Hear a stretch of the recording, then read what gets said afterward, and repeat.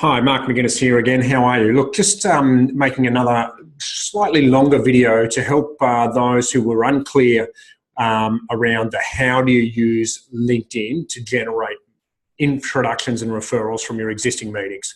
So I had a few people that were unsure or perhaps a little bit skeptical about how you would do this. So what I want to do is try and give you a little bit more detail on this video to watch that. So if you're just after the bare bones how-to, go to the other video, which is only 4 minutes and 47 seconds long. That'll be able to help you through that. If you'd like more detail about what I'm talking about, this is the place to be.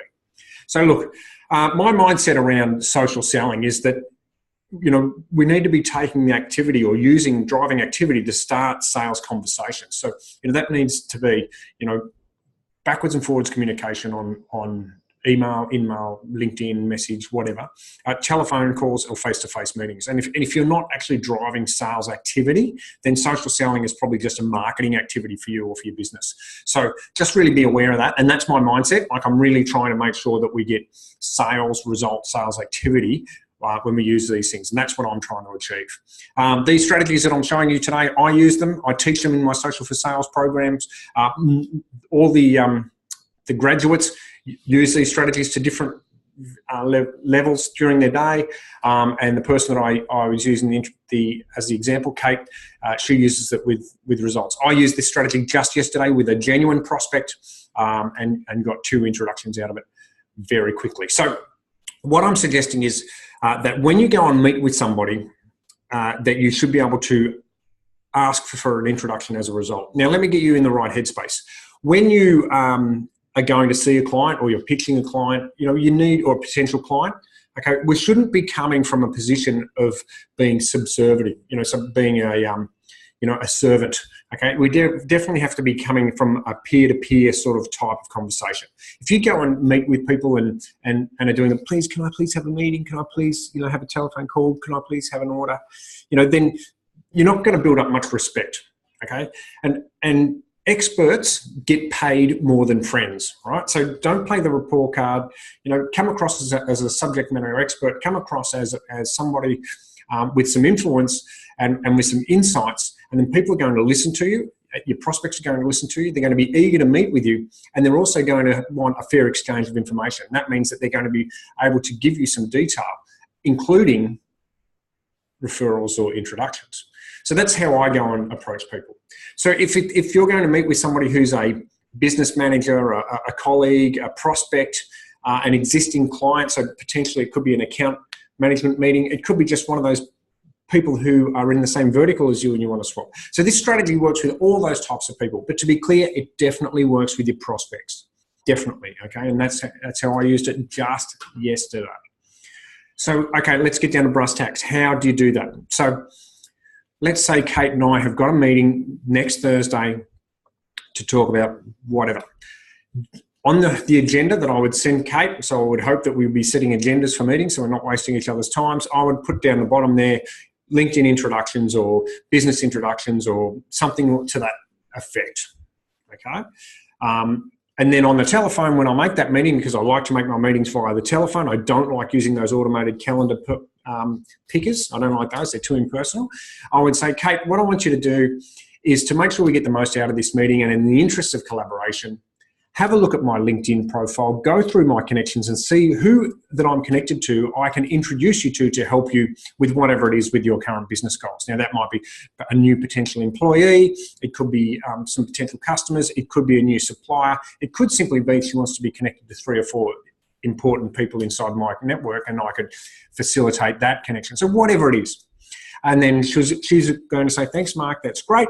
And then I'm going to say, and you know what, Kate, I'm going to do the same for you. Is that okay? She will always say yes. I've had very few people say no.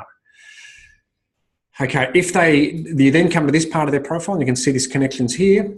If they don't have that, what that means is that they've got their privacy settings very high. And in that instance, all I would do is say, Kate, in order for me to be able to do this, you'll need to change your privacy settings just for 24 hours. Do you mind? You can always just go back and change it back. It's just a couple of clicks, and I would show them how to do that. And again, most people are going to say, yeah, that's absolutely fine. So once we've done that, we now get to the point where we can actually see inside Kate's connections. And the reason why I'm showing you this now is because this feature has only just been unlocked by LinkedIn. So it was available for a while, and then with the new LinkedIn.com updates late last year, they were blocked. So, you know, I'm now creating a search inside Kate's connections. So a bit of a Boolean search there, very small one. So get used to or understand how Boolean searches work if you don't already, because they're an extremely helpful tool on LinkedIn and will make your LinkedIn.com experience much more beneficial. So I want to look for second connections. No good me talking to people that I'm already connected to. Kate Fair, inside her connections, I want to stay in Sydney, Australia, because that's where my target market is. And then the last thing for me is I might tick industries. So let's go IT and services. That'll then give me a list of 18 people who are either sales director or VP of sales, and they're the kinds of customers that I like to deal with. They're perfect for me. Inside IT. So I've now got a number of names. I would then look for perfect customers. Okay, so let's say Adam here is a great potential customer, and I'll take his name down. Maybe Alan is also a great customer. So let's get 4, 5, 6 names, however many. When Kate and I sit down for our conversation, at some point during the conversation, for me, it's traditionally towards the end of the conversation, I'd say, Kate, how well do you know Adam? And she'd say, you know what, Mark, I actually don't know Adam very well at all. And I'd say, well, look, I'm looking for an introduction. Are you comfortable doing that? She goes, well, look, I don't know him that well, so I'm not that comfortable. I go, fine, that's why I've got 5 or 6 names. What about Alan?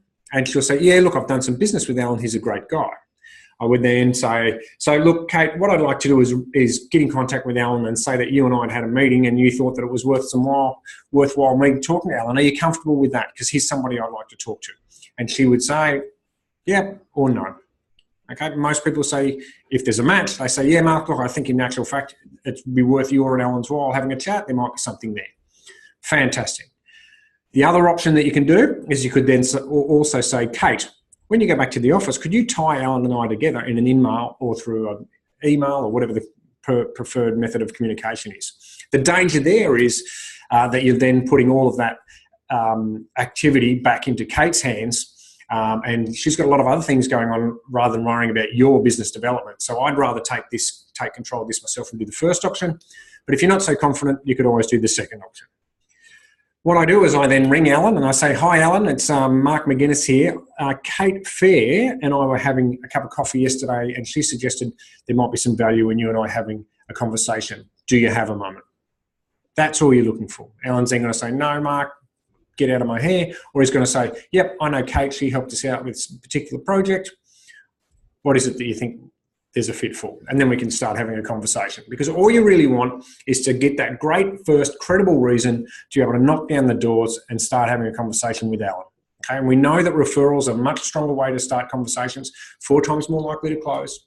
Okay, and simply because you're taking that first relationship and you project the relationship between Alan and Kate in this instance, and you're projecting that relationship onto yourself, which will give you a better opportunity to start a good quality conversation. So for those of you who thought I was unclear, here's the second video, a little bit longer, but hopefully that gives you the absolute bare bones of the strategy and a little bit of the linguistics at which I would expect you to use. And this is pretty typical of the sorts of tips and tactics and strategies that I share with my clients in my Social for Sales program. So if you'd like more of these sorts of pragmatic skills, please reach out to me either here on LinkedIn, and that's Mark McGuinness, or Social Selling Coach, or on my blog site, which is just salesleader.online, and let's start a conversation about helping you out with social selling. So look, I hope that's it. And I'm looking forward to potentially sharing some more videos with you around how to do things in not too distant future. So thank you.